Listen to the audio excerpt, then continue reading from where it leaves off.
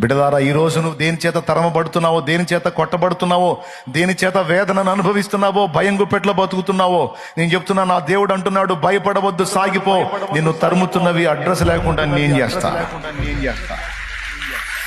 నిన్ను వెంటబడి తరుముతున్నవి అభావులయ్యేటట్టు నేను చేస్తా.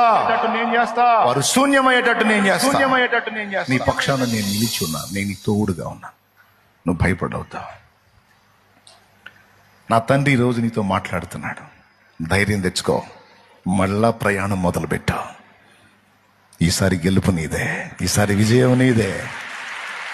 ఇంతవరకు సాధించలేని కార్యాలు మునుముందు నువ్వు చూడబోతున్నావు.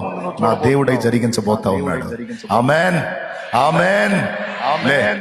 ఆత్మీయ జీవితంలో కూడా నీకు జయాన్ని అనుగ్రహించబోతున్నాడు నా దేవుడు. నువ్వు నడుస్తూ నడుస్తూ నడుస్తూ ఇప్పటికే కొంత మార్పు నీలో జరిగింది, కొంత చేంజ్ నీలో వచ్చింది, చేశాడు. కొంత రూపకల్పన నీలో చేశాడు. ఇక మిగిలింది కూడా ఆయనే పూర్తి చేస్తాడు.